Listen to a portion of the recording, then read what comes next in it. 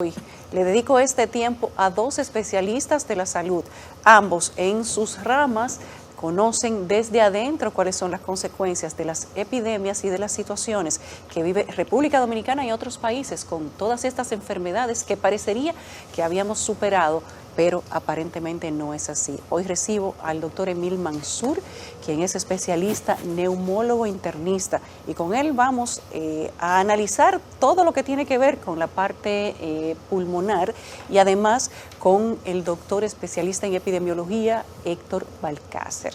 Bienvenido, doctor. Muchas gracias por la invitación. Qué placer. República Dominicana ahora parece que tiene de todo. Bueno, lo tiene todo. Esa es la marca del país. Yo creo que no deberíamos cambiar ese eslogan nunca. ¿Verdad que no?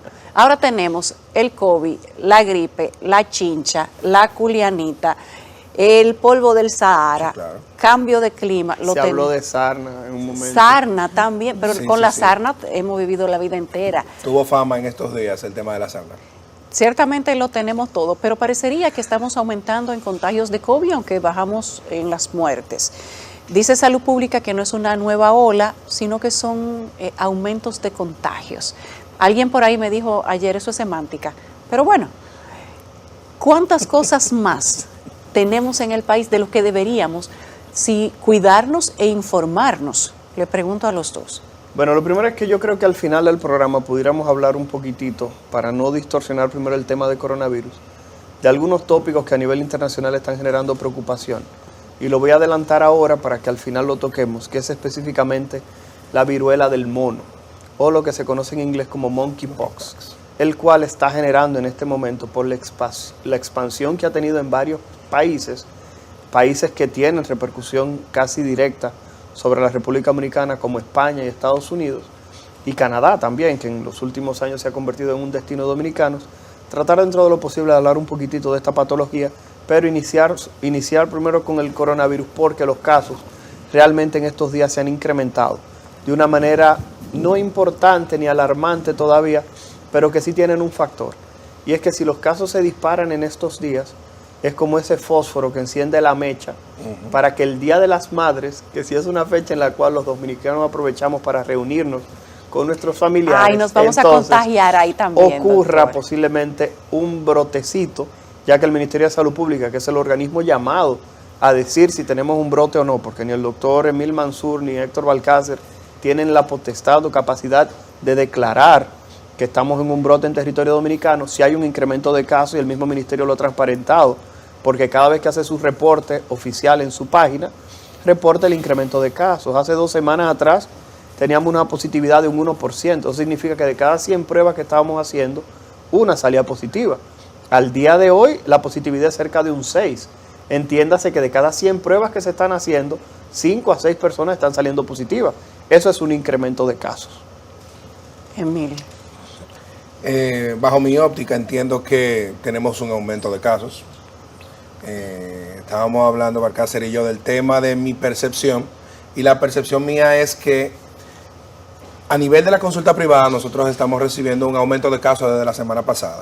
Comenzamos 6, 8, 10, ya vamos por 35, 40, 35. Y hay que hacer la salvedad de que quizás mi percepción del número de pacientes puede ser más alta que otros especialistas, porque estamos trabajando con COVID desde el punto de vista de neumología desde el inicio de la pandemia. Entonces, sí, ciertamente hay un aumento de casos. La realidad es que la mayoría, si no es que todos, ninguno hubo que ingresarlo, por lo menos de lo que yo he manejado. Y severos no son tantos. O sea, tenemos data aceptable de que tenemos un mayor número de casos, pero tampoco es que tenemos mayor severidad. ¿Dónde es que está lo peligroso de esta situación? No es en la enfermedad per se ahí mismo, es lo que va a pasar después. No solamente desde el punto de vista epidemiológico, el número de aumento de casos, sino en las secuelas que le pueda dejar eso a las personas infectadas. Que estudios hablan de que a 2 años, desde un 30 a un 50% pueden haber presentado algún tipo de secuela respiratoria o neurológico, cognitivo, vascular. Eso es un número alto. Entonces, estamos ahora mismo en un nuevo periodo que vienen casos en aumento, con una tasa de interés de los pacientes de vacunarse que yo pregunto, es 0. porque te llegan y te dicen, bueno, yo tengo 2 vacunas, yo no me pienso poner más nada, yo me la puse hace 1 año y medio, o hace 1 año, no me voy a poner más vacunas, no, yo no me vacuné, Dios me protege, y tiene COVID. Y viceversa, entonces eso hace que sea un poco más complicado este proceso, porque ciertamente las personas vacunadas tienen menos síntomas, se recuperan más rápido. Tienen menos síntomas. Tienen menos Bueno, síntomas. ya hay un tiempo entre las primeras, segunda dosis y tercera dosis. Exacto. Y el momento de esta posible nueva ola o aumento de contagios. Sí, hay es una posible que la gente después de tener esas 3 vacunaciones o 2, los síntomas se hayan modificado y la gente no se dé cuenta que tiene COVID. Elisa, Sí, claro. hay una situación aquí interesante, y es que, como decía el doctor Mansur, a medida que el tiempo pasa, ya sea la infección o ya sea la vacuna, la protección que brindan estas va cayendo en el tiempo. Una persona, para citar un ejemplo, que haya padecido coronavirus, y fue algo que ya habíamos mencionado en nuestras redes sociales y en otros espacios de comunicación, las personas que han padecido coronavirus tienen una protección al 100% de 4 meses. El problema es que las personas que padecieron la enfermedad en diciembre... Imagínense, tenemos 2 años Exactamente. en esto. No, pero imagínate que la padecieron en diciembre, enero, febrero, marzo, abril, ya caímos en mayo. Entonces, luego de ese 4.º mes, cada mes que sigue, disminuye la protección alrededor de un 6%. Entonces, en ese sentido, ya comenzamos a ver casos de personas que han padecido la infección en el pasado, porque también hay que decir que, como bien mencionaba la vacunación, hay personas que se pusieron la última vacuna en julio del año pasado, pero también hay que reconocer lo siguiente: estas variantes, como la Omicron, en este momento están pariendo subvariantes. O sea, estamos hablando de que Omicron ahora tiene Omicron B.2, Los hijitos de Omicron B.3, Omicron B.4, Omicron B.5 y así ¿Eso parece una sucesivamente. pesadilla? El problema es que eso no es solamente el coronavirus. Todos los agentes virales presentan este tipo de cambios para justamente perpetuarse, para no desaparecer. Recordar que siempre hemos hablado de que nos encontramos en una lucha entre el ser humano y los demás agentes que habitan el planeta. Y los virus tienen más tiempo que nosotros. Están aquí antes de que el ser humano apareciera y van a continuar aún el ser humano desaparezca. Entonces, por tal razón, nos encontramos frente a un escenario que era más o menos pronosticable. Lo que sí hay que llamar la atención, que el doctor Mansur señala, es que los casos en este momento que estamos observando son menos severos. Y aquí viene una preocupación diferente a la que tiene el doctor Mansur. El doctor Mansur tiene como preocupación las secuelas a largo plazo.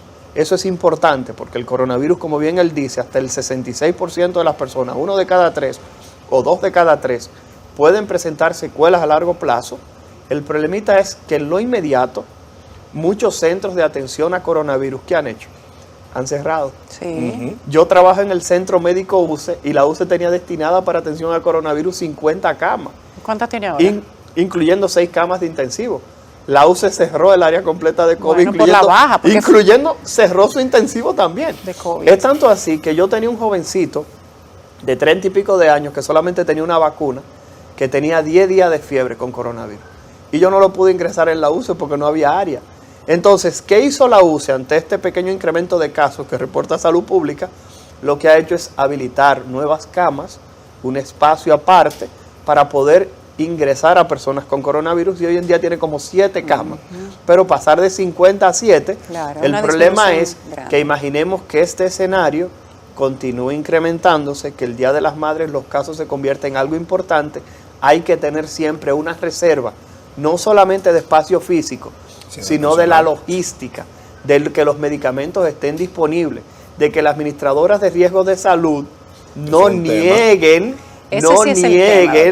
justamente la compra del medicamento o la cobertura, que eso sí sería un problema para la población de manera directa, porque tú le estarías diciendo a una persona que en la mitad de la noche, si se ingresa un familiar, tiene que buscar, imaginemos, 20,000, 30,000 pesos para la primera dosis del medicamento. Entonces, por tal razón, creo que esa logística es algo tan preocupante en lo inmediato como pudieran ser las secuelas a futuro. ¿Cuántos casos están viendo ustedes, digamos que por semana? Vengamos o iniciemos en el cierre de la última ola, que habían muchos casos, pero iba disminuyendo. Luego hemos tenido como una paz intermedia. No significa que no hayan casos, pero una diferencia grande de la anterior. y ahora estamos iniciando a repuntar otra vez. Desde la semana pasada. Desde la semana pasada. Aproximadamente, en promedio, ¿cuántas personas ustedes ven por semana? Bueno, en el caso mío, desde que terminó la última ola, que fue finales de enero, Ajá. entramos en una tranquilidad de 2 meses y medio, hasta la semana pasada, que si veíamos 1 semanal o 2 semanal era mucho. Realmente, o sea, ya habíamos bajado bastante el número de casos, sea porque no se estaban haciendo tantas pruebas o porque los pacientes no estaban haciendo tantos síntomas, no teníamos tantos casos detectados. De la semana pasada comenzamos con un aumento progresivo, 7 casos diarios, 8, 10, 15. La semana pasada yo la cerré con 45 personales en la consulta. 45 No, casos yo en consulta, doctor. Eso es la semana pasada. Eso es Mansur. Yo realmente... Exacto. Esta semana hago la salvedad de que en mi caso particular puede ser, mi observación puede ser más que otros, porque como estoy trabajando de la parte de COVID desde el inicio de la pandemia, las personas buscan ese servicio. Usted en la práctica tiene una especialidad en COVID. Más o menos. Entonces, ¿cuál es el tema? Eso quizás hace que mi observación sea más alta que otras personas. Entonces, por eso yo no lo generalizo. Lo que sí yo tomo la temperatura de que el aumento progresivo de casos, estamos hablando de que esta semana, el lunes comenzó con 35 confirmados, 32 creo que fue el martes, ayer, no te me voy a sacar bien los números, creo que fueron 38 o 40. ¿En un día? En un día. Ah, no, doctor, Entonces, estamos pero esos hablando son muchos números pacientes porque importantes. son familias completas. O sea, llega uno, misteriosamente tú le mandas a hacer la prueba, que de por cierto, las pruebas de farmacia Funcionan. Han dado la bastante talla. buenas, Han dado la no talla. puedo decir lo contrario. Me la manda, sí, tiene COVID. Todo el mundo con COVID. Entonces, estamos hablando de familias completas. Tengo pacientes que llegan, no, yo tengo una gripecita hace 2 o 3 días. Más fácil. Yo soy asmático, no tengo crisis hace 1 año y tengo una semana malo. Qué bien. Hágase la prueba. Haga la prueba y tiene COVID. La realidad es que yo estoy observando de 5 a 6 personas solamente con coronavirus en consulta. Pero esto viene en ascenso. Sí, lo que pasa es que duramos 1 mes y medio sin ver a una persona con coronavirus. Exacto. 1 mes y medio sin ver a nadie. O sea, yo duré 1 mes y medio que no veía un paciente con coronavirus y yo estaba feliz y contento. Estaba en paz. Y en este momento estamos observando de 5 a 6 personas con coronavirus. Sí hay una particularidad, el doctor hablaba de las pruebas de farmacia. Aparentemente las que están en el mercado son bastante buenas. Lo que siempre le pedimos a las personas es que trate de confirmar esa prueba en un laboratorio privado. Porque 2 cosas. 1, primero esa persona pasa las estadísticas nacionales, porque las pruebas de farmacia se reportan como un proceso fuera del sistema. Y número 2, lo otro que hay que llamar la atención es que si usted tiene contacto con alguien que tiene coronavirus, tiene sintomatología, sale negativo, tiene que hacerse la prueba en un laboratorio por una razón. Nadie tiene el valor de entrarse el palito hasta donde debe entrarse el palito. De la forma como debe como hacerse. debe tomarlo. Por eso es que yo le digo a la gente que si usted en su casa se hizo una prueba de coronavirus y no se le salió una lágrima, usted no se hizo bien la prueba. Entonces, por tal razón, creo que si existe la duda, usted debe participar de un laboratorio para que le tome la muestra de manera correcta. Tengo 2 amigos que tienen COVID en este momento, 2 personas muy cercanas a mí que Mansur conoce. Casualmente, a propósito de la prueba rápida, él decía, la de ella ya se la hizo hasta ahí. Yo no vi que ella se puso ese palito. Ahora la mía, me salieron 2 lágrimas, me la llegó hasta la frente. Entonces, por lo que usted dice, Claro nadie que se sí. hace la suya profunda. Exacto. Entonces, por tal motivo, era lo que estábamos diciendo. Si existe la duda en una casa, usted se debe hacer la prueba. Y quiero hacer un llamado, ya que este programa tiene cierta penetrancia en la población.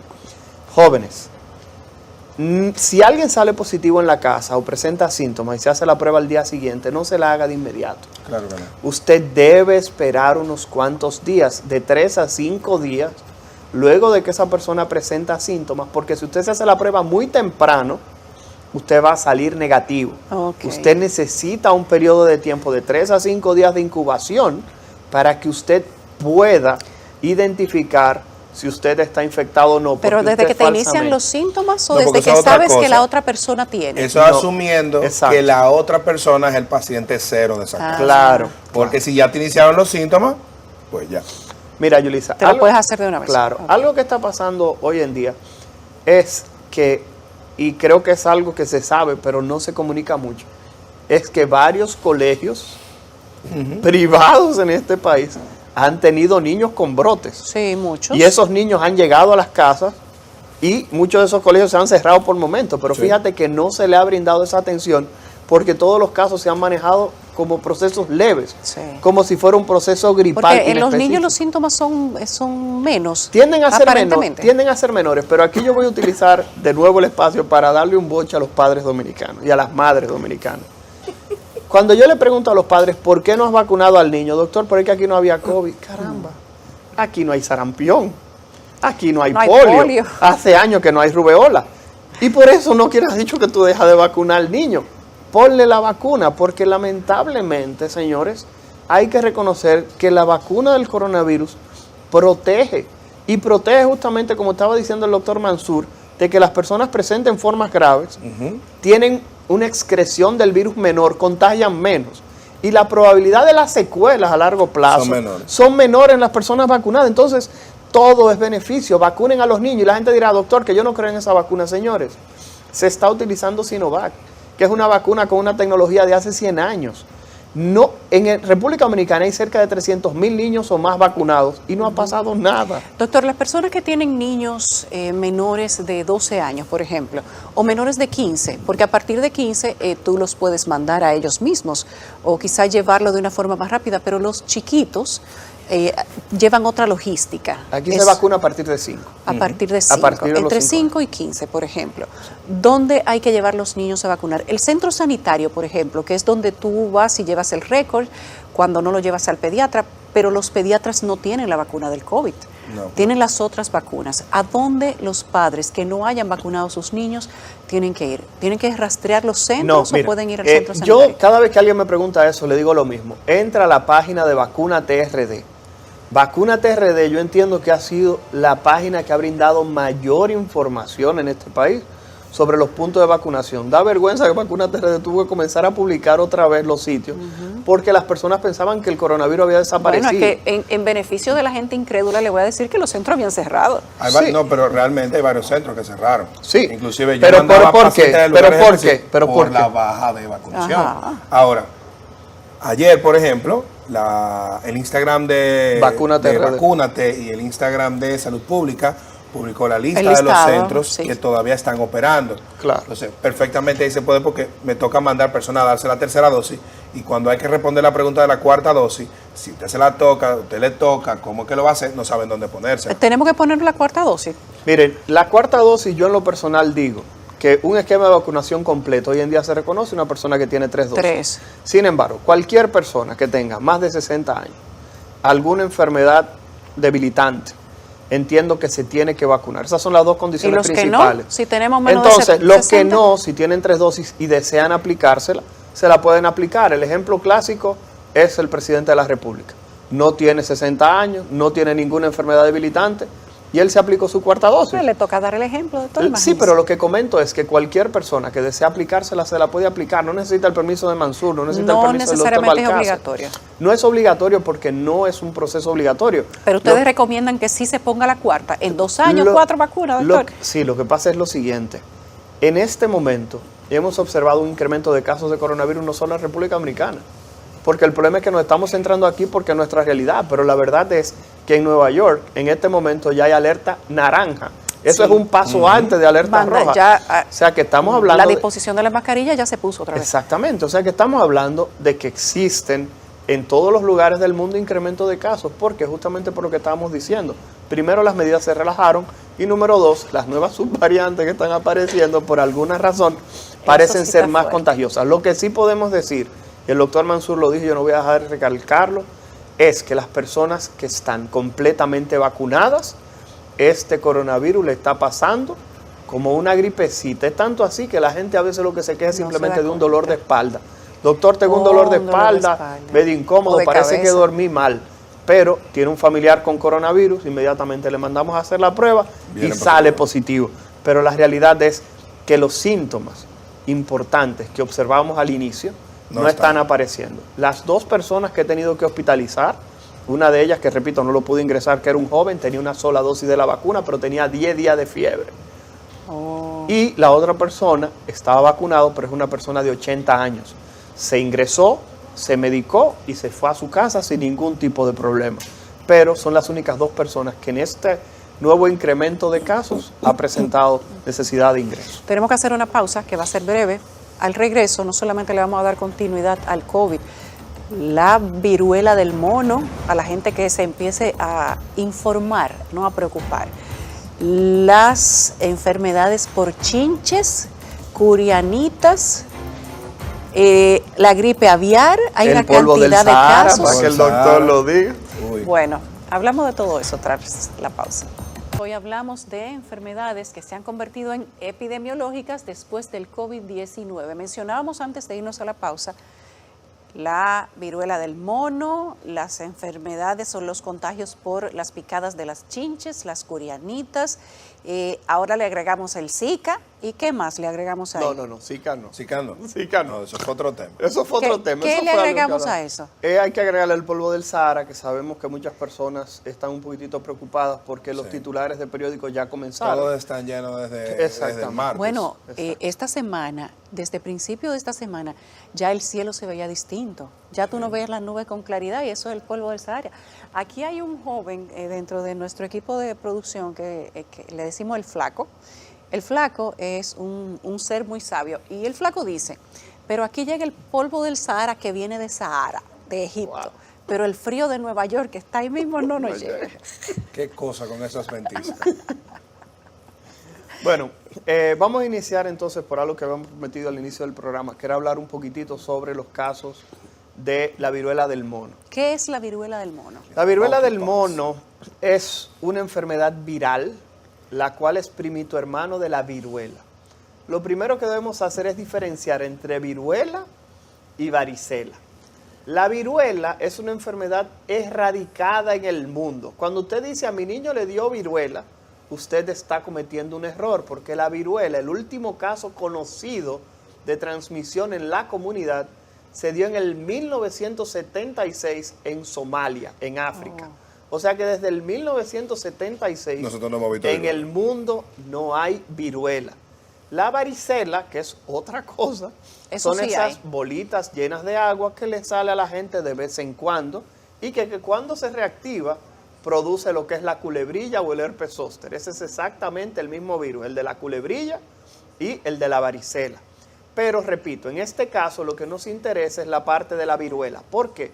Porque esa viruela que aparecía en el ser humano y que está erradicada desde los años 70, hay que decir que tiene una primita hermana que se llama viruela del mono. ¿De verdad le da a los monos? Sí. Le da a los monos y fue identificada en los años 50 justamente en un grupo de monos que se tenían para hacer experimentos. Entonces, posterior a eso, en los años 70, aparece el primer caso de enfermedad en el ser humano. Y después de ahí, cada cierto tiempo, aparecen brotes de viruela del mono, pero concentrados en África. El año pasado en los Estados Unidos aparecieron 2 casos de viruela del mono de personas que habían ido de Estados Unidos a hacer safaris en África. Exacto. Y entonces regresaron a territorio estadounidense y Con allá algo del presentaron la safari, enfermedad. regresaron. Con algo del safari que fue la viruela del mono. Entonces, una persona en Texas y una persona en Maryland. El paciente de Texas es interesante porque aquí en República Dominicana, más o menos para esta fecha, una persona tuvo que ser aislada en el hospital Dr. Ramón de Lara de la Fuerza Aérea Dominicana y quedar en aislamiento por 25 días. Ese fue el que tuvo contacto con un chino. Porque había tenido contacto con ese nacional chino que fue a África y vivía en Texas, en los Estados Unidos. Miren qué internacional estamos. Tuvo contacto con esa persona y entonces ha presentado una lesión en la piel y se sospechaba que era viruela del mono. El resultado fue negativo. Sin embargo, se sospechó viruela del mono, se envió la muestra a Atlanta, el resultado vino negativo y esa persona luego de 25 días se dejó ir a su casa porque es el periodo que hay que No tener tenía viruela del mono. guardadito a esa persona. No O sea, tuvo que durar lo que le dieron 25 fue días. unas vacaciones de 25 días. Exactamente. Preso en un hospital. Ah, en El un problema hospital. en un hospital, en el Ramón de Lara. El asunto es que en este momento lo que llama la atención es que voy a mencionar un grupo de países que tienen casos de viruela del mono en el momento en el cual estamos haciendo este programa. Reino Unido o Inglaterra, España, Portugal, Canadá y Estados Unidos. Estamos hablando de 5 países en los cuales ha aparecido viruela del mono y, oh sorpresa, casi ninguna de esas personas que tiene viruela del mono había viajado a África. Lo que quiere dejar dicho que por alguna razón ha ocurrido transmisión Local. dentro de esos países, lo cual genera preocupación. ¿Por qué? Porque estamos hablando de una enfermedad que tiene una mortalidad que puede ser hasta de un 1%. Y esa mortalidad de un 1%, tú dices, bueno, no es mucho, sí, pero estamos hablando que si le da 100 personas se muere uno. Si le da 1000 se mueren 10. Si le da 10.000 se mueren 100. Si se le da 100.000 se mueren 1000. O sea que estamos hablando de que es un proceso similar al coronavirus. Entonces, el problema es que ¿quiénes son las personas que más se afectan con esta enfermedad? No son los adultos mayores como pasaba con el coronavirus, sino que se afectan más frecuente los más jóvenes. ¿Por qué? Porque en estos países europeos principalmente, la vacuna de la viruela fue obligatoria hasta el 1980, cuando ya se declara el mundo libre de la infección por viruela. Lo que quiere dejar dicho que los adultos mayores tienen protección todavía contra la viruela, pero los más jóvenes que no vivimos ese proceso de vacunación, entonces tenemos más riesgo de quizás, si existiera un brote, entonces contagiarnos. ¿Cuál es el otro problema?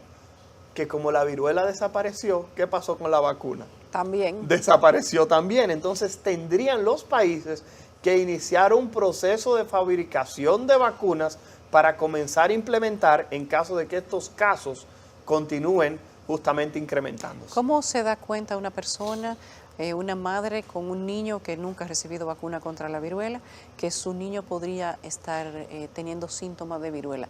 No tenemos casos hasta no tenemos momento casos que en el sepamos, país. que Eso es lo sepamos. primero. Eso es lo primero. Hay que decir que no tenemos porque casos. se puede crear una alarma con eso. Exacto. Pero Claro. viene Pero el son- cierre de las escuelas, los Pero niños son van a campamentos. países los cuales son mecas de viajes, son centros que inclusive son los donde usted va a viajar para otro lado, de ahí se reparte Y su viene otro el viaje. verano donde los niños se van de campamento. Entonces, vienen épocas donde va a haber muchas aglomeraciones de niños, de personas que no están vacunadas para eso, Ajá.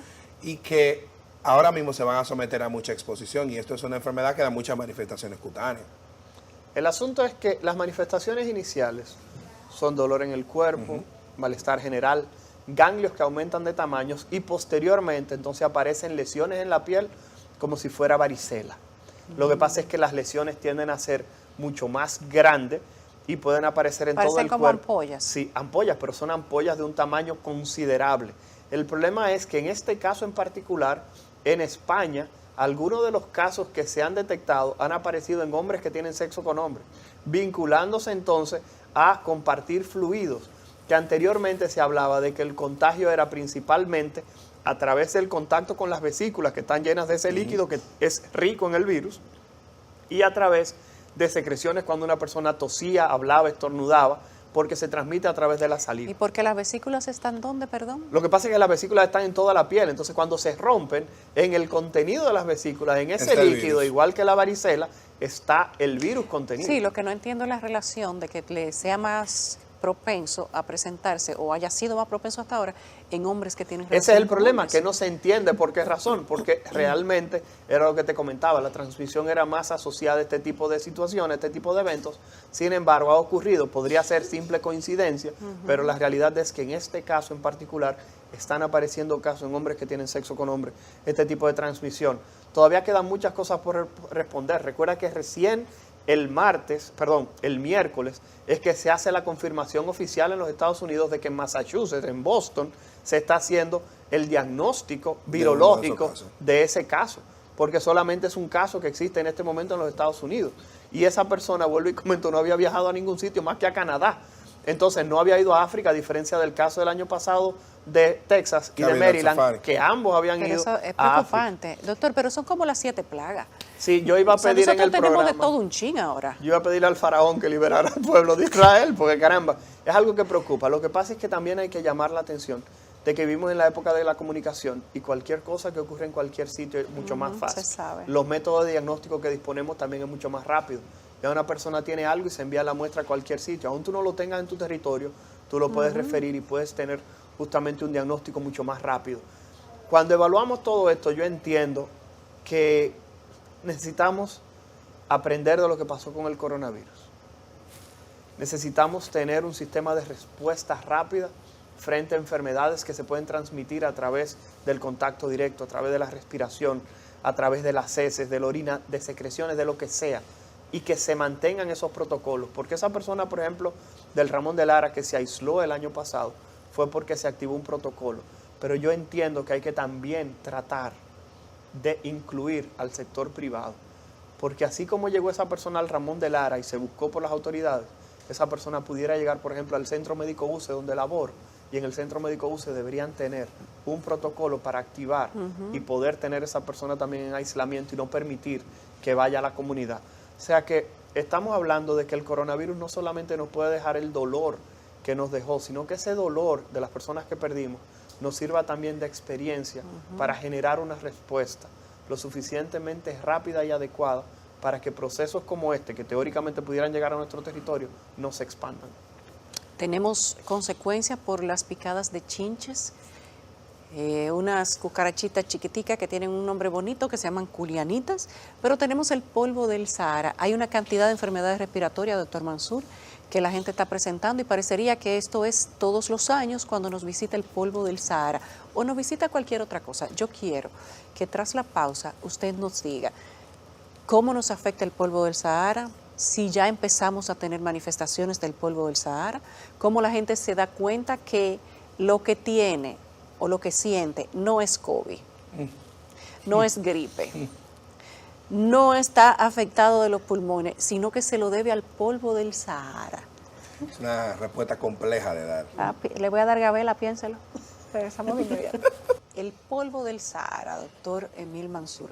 ¿Cómo sabemos que nuestros niños que están presentando situaciones respiratorias o de alergia o lo que sea, no es COVID, no es chincha, no es gripe, no es asma, sino que es polvo del Sahara? Dígame usted. Mira, en esta época actualmente esa es una respuesta muy compleja de dar, porque primero tenemos un aumento de casos de COVID. Una gran cantidad de los pacientes que ya tenían problemas de salud pulmonar, estamos hablando asma, bronquitis, son alérgicos, han comenzado a presentar exacerbaciones, o sea que se están poniendo malitos en esta fecha, pero no solamente se debe al COVID, que es una...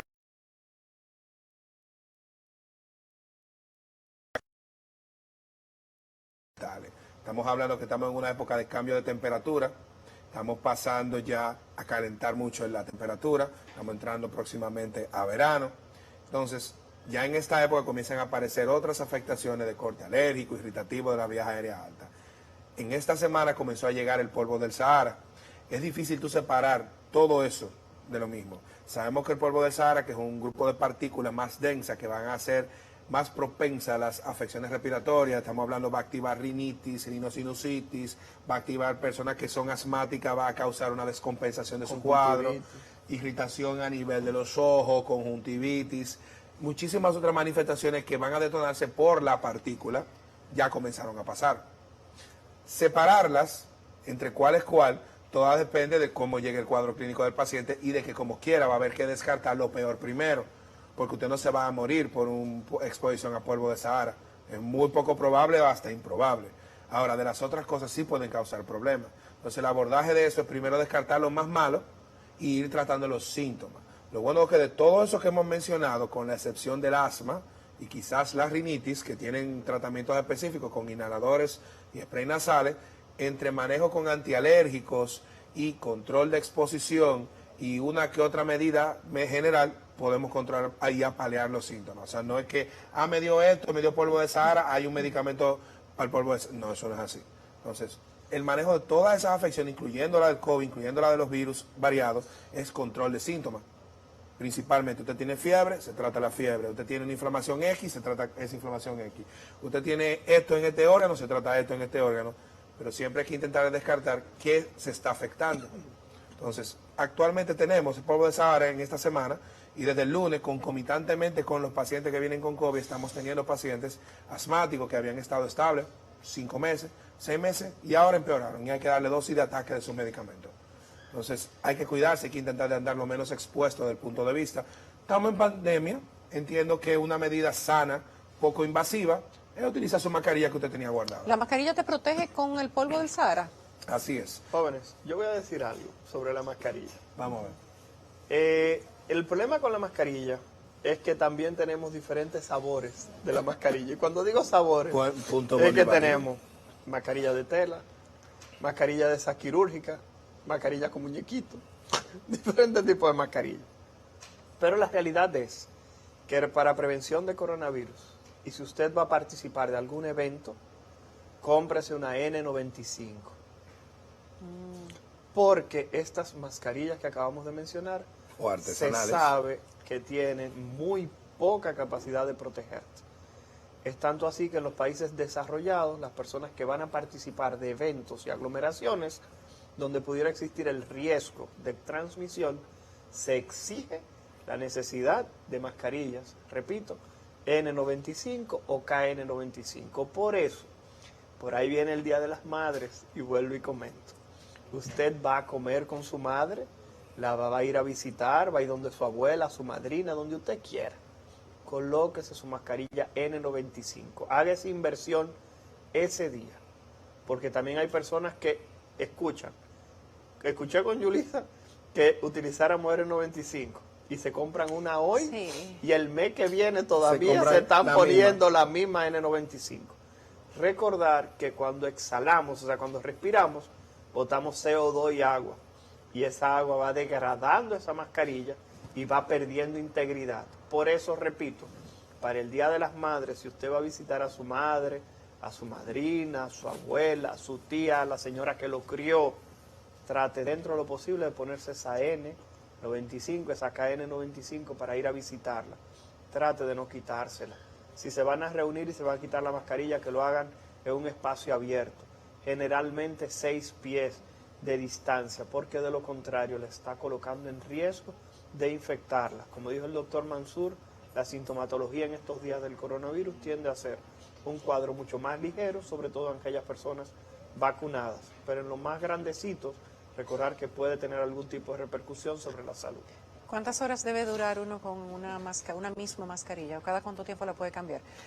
La respuesta es extremadamente variable. Si usted va a lo que dice la posología de cómo se deben estar usando, tú deberías para cada circunstancia ir cambiando mascarilla, pero eso costo efectivo es extremadamente alto. Se han hecho estudios que si se pone al sol, cuántos días va a funcionar. O sea, es muy variado porque la pandemia trajo disminución no había suficiente mascarilla disponible. Entonces se hicieron muchos experimentos. Yo sí voy a decir algo. Por ejemplo, el flaco que está aquí sirviéndonos de camarógrafo tiene en este caso en particular una mascarilla quirúrgica, que es esa mascarilla verde o azul. Deje ver, flaco. Esa mascarilla quirúrgica o azul, luego de 4 horas de uso, no Tiene que sirve quitarse. para absolutamente nada. Yo le Después de aseguro, 4 horas no sirve. Después de 4 horas eso no sirve para nada. Entonces, por tal razón, el flaco tiene su mascarilla puesta y él en su mente, en verdad, está protegido. La Pero la realidad es N95 que pudiera llegar a realidad- 6, 8 horas quizás. La verdad es que él no se está protegiendo después de 4 horas ni está protegiendo a nadie. Anda la porra. O sea que cada 4 horas deberíamos cambiarnos la Esa mascarilla. sí, esa la mascarilla quirúrgica. sí, la quirúrgica, porque repito, después de 4 horas la probabilidad de que funcione es mínima. Eso es una situación que no podemos olvidar. Las alergias que algunos se han evidenciado como respiratorias o no, por los efectos de las chinches y las consecuencias de la picada de chinche y de Antes la de que famosa te vaya lo de colita. los chinches, que haya aclarado cosas de la mascarilla y del tema del COVID. Uno, el uso excesivo de las mascarillas, quizá de una construcción muy artesanal, que tienen pelusa o que son muy sintéticas, Ajá. producen también a su vez alergias Sí. respiratorias. Entonces hay mucha gente que dice, yo no me pongo la mascarilla porque me da una alergia que no puedo respirar. No necesariamente se lo están inventando, o no necesariamente es la sensación ¿Y de qué debe tener la hacer? boca Cambiarse cubierta. la mascarilla. Debe cambiárselo, debe verificar qué tipo de mascarilla es, porque de nuevo, hay mascarillas que liberan una pequeña pelusa. Y esa mascarilla probablemente... Bueno, Y la mientras, quirúrgica. y mientras más tiempo la está usando, más pelusa bote, entonces peor el asunto. Entonces tú te agarras, te quitas la mascarilla y la volteas y la ves, pero y todos estos flequitos, o Exacto. estos pelos. La mascarilla de tela, que hay una variedad espectacular. De la- Y muy linda que se ve, Son la muy combina bonitas, con hay la bellas, ropa. hay bellas. Sí, porque había que adaptarse, doctor. Mira, el tema de las mascarillas... películas. Ah. No es que no ha sido estudiado, Mansur no O sea, quiere decir que no sirve para nada. Pero Las mascarillas vámonos de en tela no diplomático. no sirven realmente para No, ese tipo de cosas. eso Es tanto así no que relaja. se ven muy bonitas, pero no se han asociado a disminución importante de transmisión. Si usted no tiene mascarilla y tiene una de tela, es cierto, la tela pudiera ayudar tentativamente. Para nada, mejor una de tela. Exactamente, pero la realidad es que no es la que usted debe utilizar para ir a visitar, vuelvo y comento, el Día de la Madre Exacto. a alguien que tenga más de 60 años. Porque la Se realidad puede es que poner eso la no de debe- tela debajo como para las alergias y eso, Ahora- y ponerse la otra encima. No, No, no tampoco. debería hacer eso porque entonces va a disminuir bastante el flujo de aire. Entonces va a ser más incómodo. No, pero También hay que tránquese en tener su en casa cuenta mejor, que ya. en la calle, para el tema ambiental, porque quiero hacer esa salvedad, para el tema ambiental, probablemente una buena cantidad de esas mascarillas de tela pudieran proveerte mayor disminución de absorción de partículas, pero esas partículas son grandes. Ahora, la realidad, si nos dicen que recomendemos una KN95 que no tenga válvula, Sí. Ah, sin válvula. que no tenga válvula, eso es una salvedad importante. Esas que hay son que hacerla. primero las que son redondas, que tienen una válvulita aquí, la otra la que parecen como de patico. Hay varias que tienen válvula. El problema de la válvula es que si usted quiere evitar que el otro se infecte de lo que usted tiene también, No sirve. no sirve. Porque la idea es que no entre, pero lo de usted se quede con usted. Exacto, Ajá. tanto así que las que tienen válvulas se llegaron a llamar mascarillas egoístas, porque evitaban que tú te contaminaras, Pero pero, tú si tenías contagias a COVID que otro. saliera. Rápidamente, las chinchas. Ok, lo que pasa con las chinchas es que tradicionalmente se han asociado a transmisión de algunas bacterias Ajá. que pudieran transmitirse mediante la picadura. Recordar que muchos de estos insectos se alimentan de sangre. Si tomaron alguna infección en el medio, pudieran pasársela. Hay enfermedades milenarias, desde eso que se conocía como la peste negra, que era transmitida Sí. justamente por las chinchas. O sea que estamos hablando de que teóricamente hay muchas enfermedades que se pueden transmitir mediante la picadura de este tipo de insectos, y el esqueleto, sobre todo de los ácaros, ya que tú hablabas de Es muy alergia, alérgico. es extremadamente inmunogénico, hace que el sistema inmunológico reaccione contra él, y por eso hay muchas personas que dicen yo soy alérgico al ácaro del polvo, que Ajá. es diferente a lo de las chinchas. ¿Cómo se combate eso? La gente los ácaros son normales, algunos viven con nosotros Excelente. y se quedan en la cama cuando nos levantamos. ¿Cómo se combate? Hay niños muy alérgicos también a los ácaros, personas adultas, las picadas de la chincha. Al que lo pique una chincha, ¿qué hace, doctor? La realidad es que la picada de la chincha no tiene necesidad en este momento de que una persona tenga que salir corriendo al médico. Pero le da picazón. Sin embargo, si la lesión donde picó la chincha se transforma en alguna lesión necrótica, o sea, se pone negro o muy rojo, puede salir y visitar un infectólogo. Yo soy infectólogo, me dijiste epidemiólogo. Ajá. Infectólogo, pero la realidad... Son primos. Sí, son primo hermano. Entonces, el asunto es que en este caso en particular puede visitar un infectólogo, pero hay otra situación.